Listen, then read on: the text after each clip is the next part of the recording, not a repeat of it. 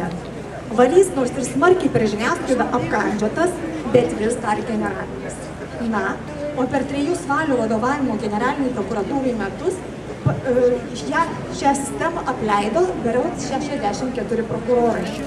Dėl kai kurių senų vilkų žiniasklaidoje buvo sukelta tokia isterija, kad tų kelių prokurorų atsisveikinimas su prokuratūros sistema buvo pateiktas kaip kur kas baisesnis dalykas negu karas Sirijoje. Ta isterija kai kuriuose prooligarchinėse žiniasklaidos priemonėse, pavirstavusi kartais net į psichozę, atrodo turėjo būti tie ženklai, kad pasižiūrėkite, gal sistema valosi. Tačiau realybė buvo kitokia. Ta reforma, per kurią sistemą apleido pusšimtis prokurorų, liežuvį sunkiai verčia pavadinti reformą. Man tai veikiau panašu į gaujų karus, nes nors kėdės ir persistumdė, bet sistema vis tik tai liko ydinga tokia pati.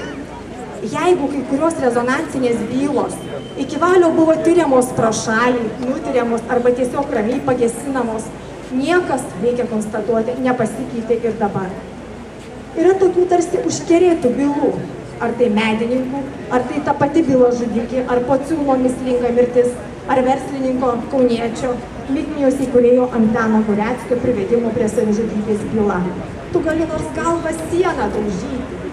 Greičiau Sirijos karas pasibaigs, greičiau amerikonai Iraną patvarkys, negu mūsų prokurorai, ką nors šitose ar panašiose bylose pripažins.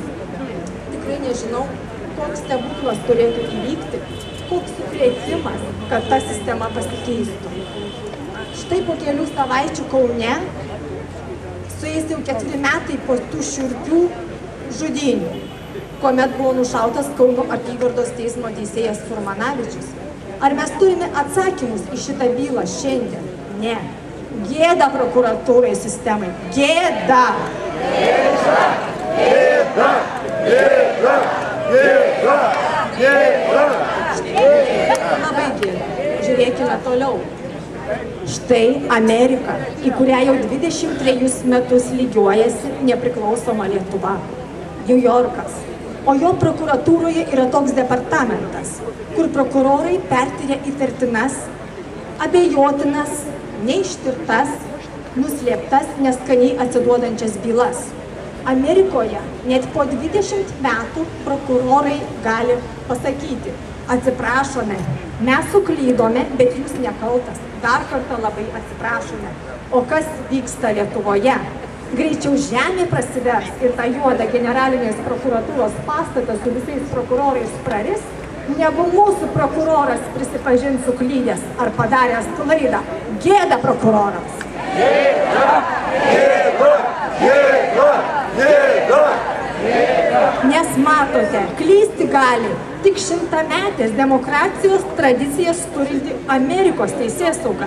Tačiau jaunos demokratijos Lietuvos teisėsauga per vieną naktį pavirtus iš prokomunistinės, prokagėbistinės į laisvos ir nepriklausomos ir tuo pagrindu mutavusi į neaišku ką, ar tai užsakymų stalą, ar tai džiną paleista iš butelio ir vykdantį savo šeimininkų politikų valią.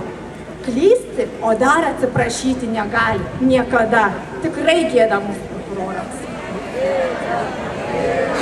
Štai Seime jau nuo pavasario iki pat vasaros vyksta diskusijos dėl Dariaus Valio pateiktos prokuratūros ataskaitos. Skaičiukai labai gražūs. Procentai rodo, kiek per metus ištirta bylų.